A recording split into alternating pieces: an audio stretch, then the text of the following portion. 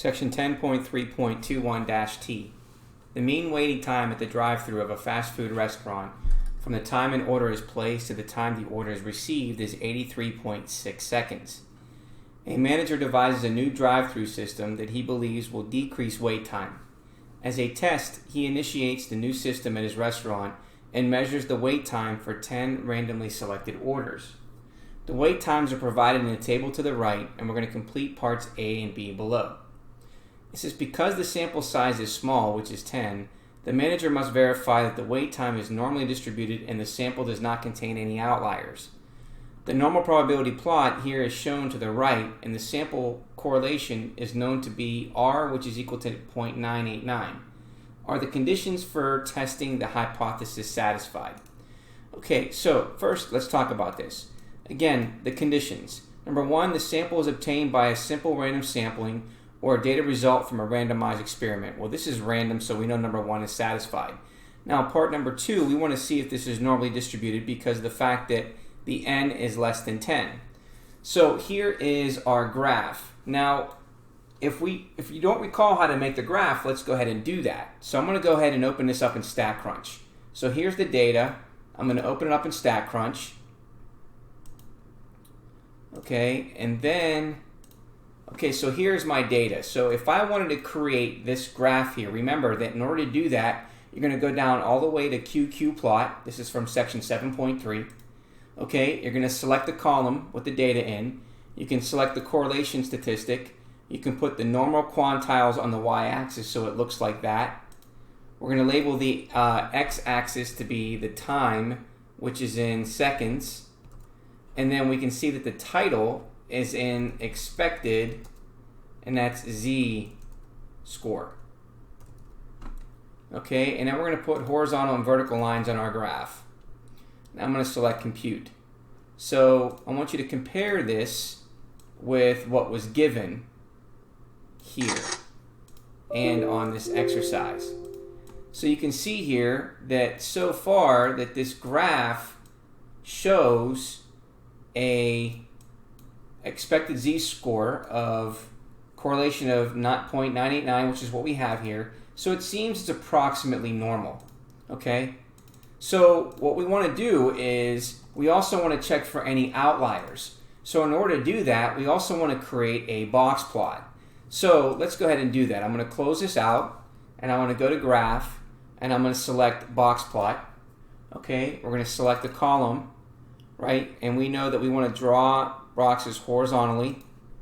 Okay, and then are there any outliers? Okay, so let's go ahead and do that. We're going to select compute, and you can see here that the data that we used, okay, is not showing any outliers from this box plot.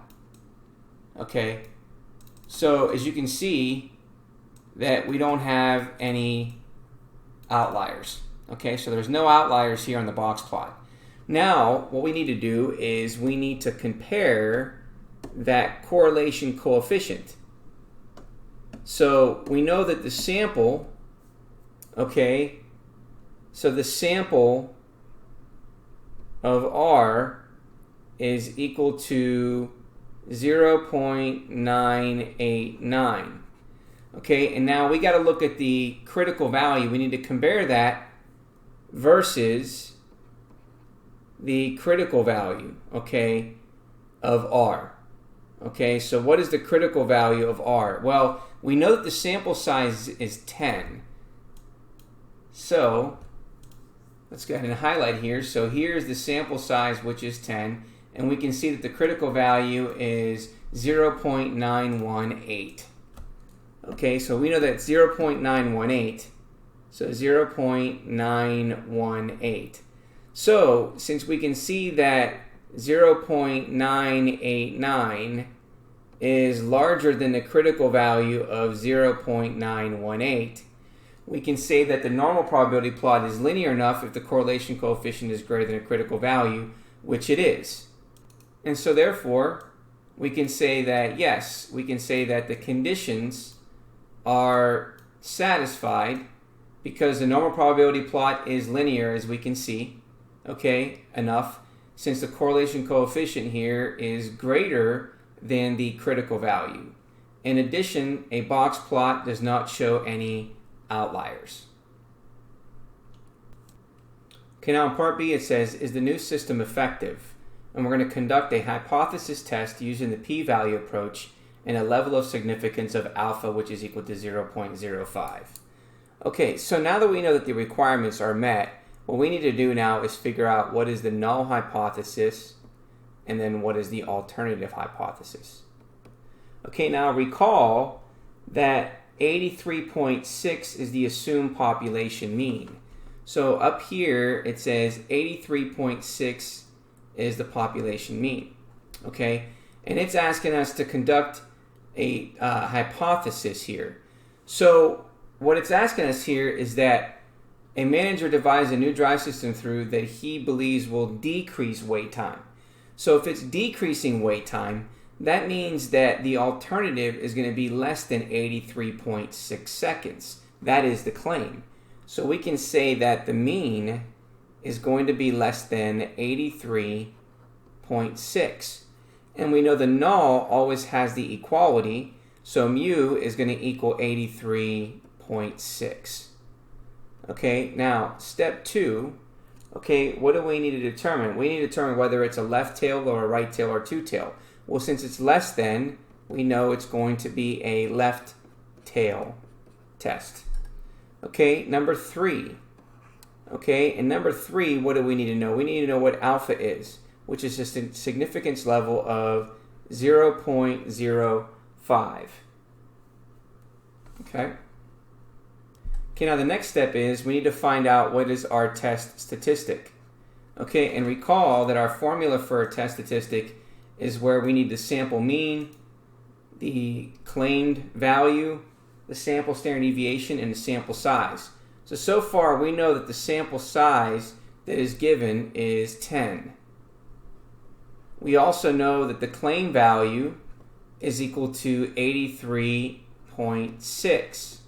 And so now what we need to do is we need to find the sample mean, and we also need to find the sample standard deviation. Okay, so how do we go about that? Well, what we can do is we're going to go back to our data, okay, in StatCrunch. We're going to select Stat, go to Summary Stats, and select Column. So we're going to select our column, and we want to find our mean and our standard deviation. So let's go ahead and do that. So there's our mean, and there is our standard deviation. So let's go ahead and put that information in. So we know that our mean is going to be 78, and we know that our standard deviation, we'll round that to 2 decimal places, is 13.53. Okay, so let's find our test statistic. So we have 78 minus 83.6. Divide that by the sample standard deviation of 13.53 divided by the square root of 10. Okay, and let's see what we get there. Okay, so we take 78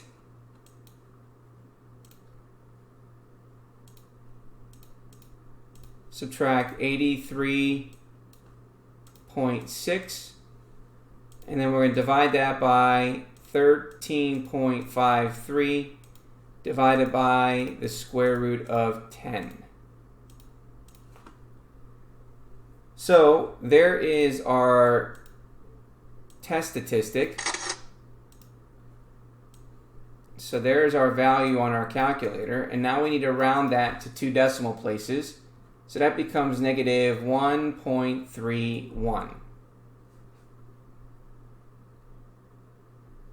Okay, so now we need to draw our bell curve.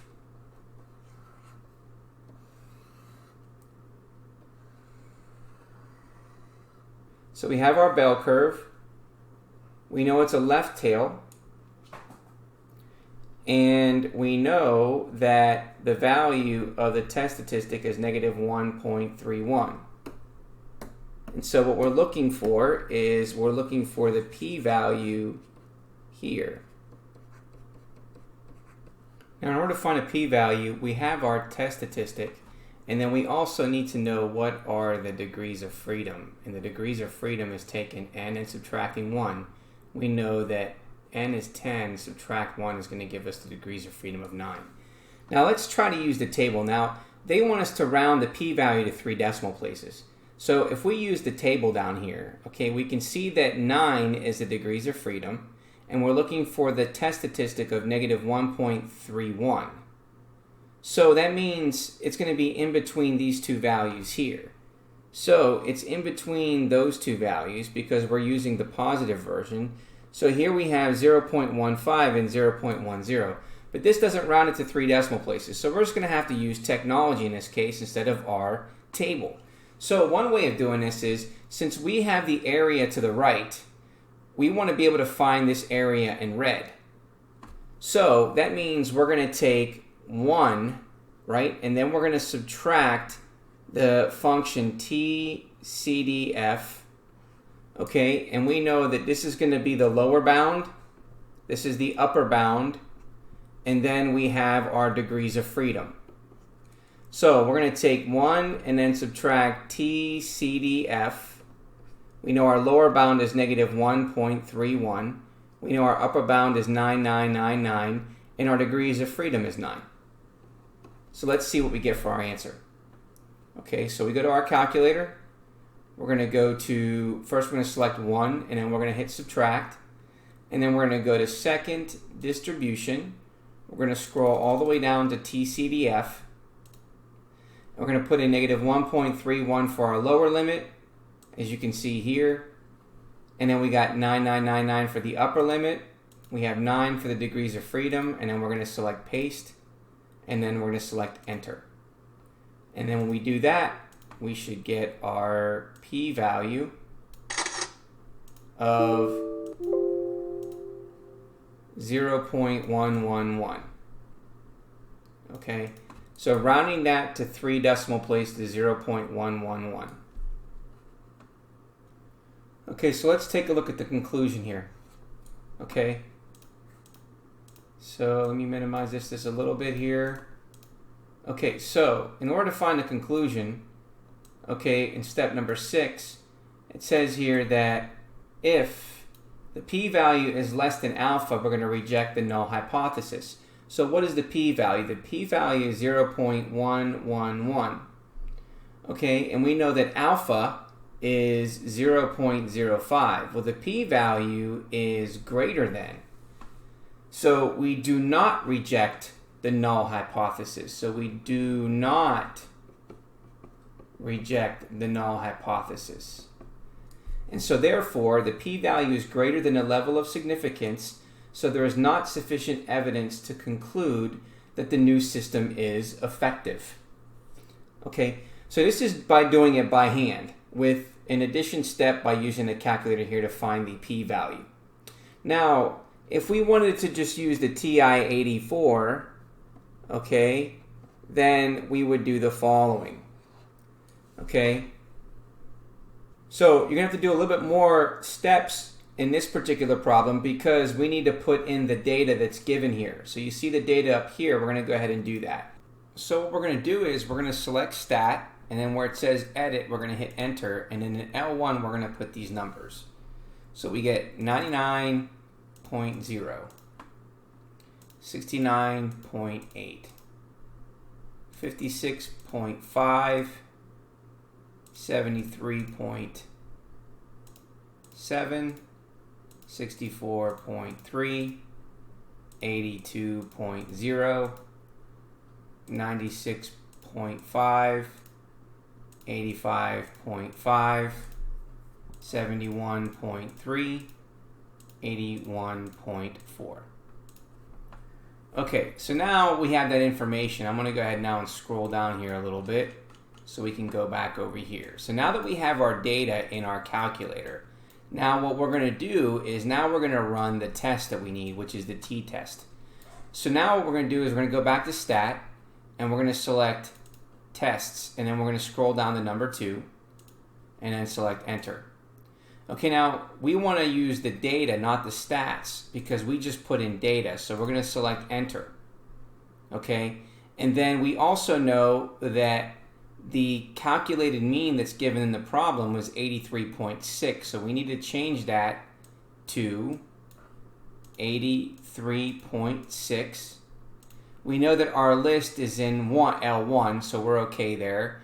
We know that it's going to be a left tail, so it's less than. So we know that that is less than. The frequency can stay at 1. And then we're going to select calculate. So when we hit calculate, okay, you're going to see the following. Okay, you're going to get a test statistic for T, and what you're also going to see is the p-value of 0.115. Now, I want you to pay close attention to the p-value here when you're using the calculator. Now, this actually rounds to 3 decimal places to be 0.112, which is different than what we got up here.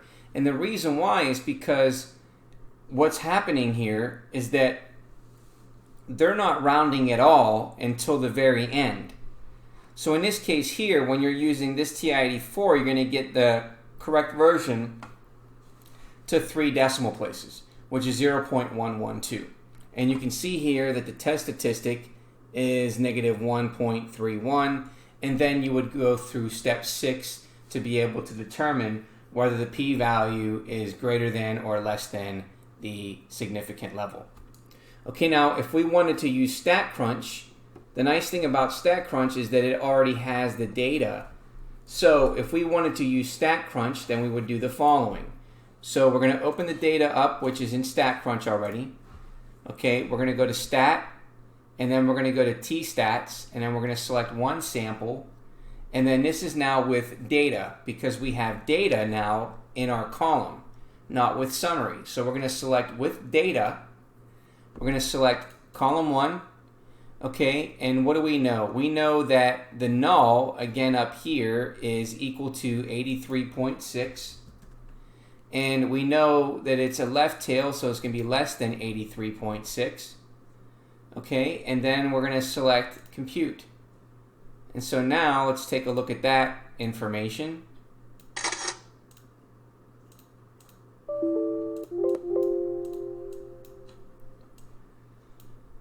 Okay, so by using StatCrunch, you can see here that the test statistic again is negative 1.31, and you can see the p-value rounded to 3 decimal places again is 0.112.